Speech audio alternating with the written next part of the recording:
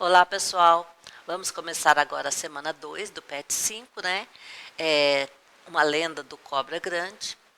Lembrando a vocês que lenda é um gênero textual também, um gênero textual narrativo, né? Muita gente confunde lenda e mito, mas há uma pequena diferença entre ambos. Lenda são fatos que ele é passado de geração em geração e como um vai contando, quem conta um conta aumenta um ponto. Já tem um ditado que diz isso, assim, né? Então a lenda ela vai sofrendo transformações porque vai sendo contada de geração em geração. Então ela mistura fatos reais com irreais porque não se sabe até que ponto aquela lenda é verdadeira. Já os mitos são eventos assim que envolve deuses, gnomos, né? E não se sabe se são verídicos, se são verdadeiros, né? São é, mitologias, né? Seres mágicos, tá bom? Então há essa diferença entre mito e lenda. Mas na questão 1 está pedindo sobre o que se trata essa lenda, né? O que trata essa lenda, qual o assunto e por que dizemos que o texto é uma lenda. Já comentei um pouco sobre a definição de lenda, né?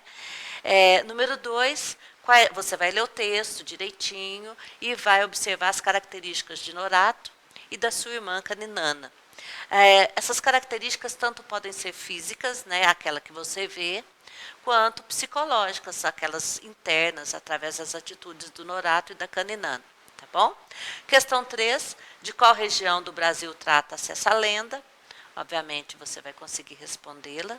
E 4, você conhece outras lendas? Quais? Não está pedindo quantidade, então você pode citar umas 2 ou 3, né, que é uma linha no máximo. Tá bom? Na atividade 3 nós temos uma tirinha. É, essa tirinha, ei vó, a senhora viu meu livro? Vi. E o que achou? Mais útil do que eu imaginava. Então, você olhando a imagem, você vê a crítica dela, né? O humor que está aí no último quadrinho. Questão 1. O termo que contém ironia é. Aí você vai observar, né? No último quadrinho, principalmente, está aí a resposta. E 2. Para qual finalidade se espera que um livro sirva? Por qual motivo a avó deu outra utilidade ao livro? Tá? Então você observa e responde com bastante atenção. Na questão 3, nós temos aí um texto dramático. Esse texto ele foi feito para ser encenado, então ele tem umas características diferentes de um texto, de repente um texto em prosa, né? E você vai observar que ele é um texto literário, porque a função de um texto dramático é o teatro, que é a encenação, né? Então você vai observar que tem as didascálias são também conhecido como rubrica, são as explicações que vêm entre parênteses para as ações dos personagens. Você observa que não há um narrador, né? Na frente de cada fala há o nome da pessoa. Então há uma característica diferenciando, né? Questão 1.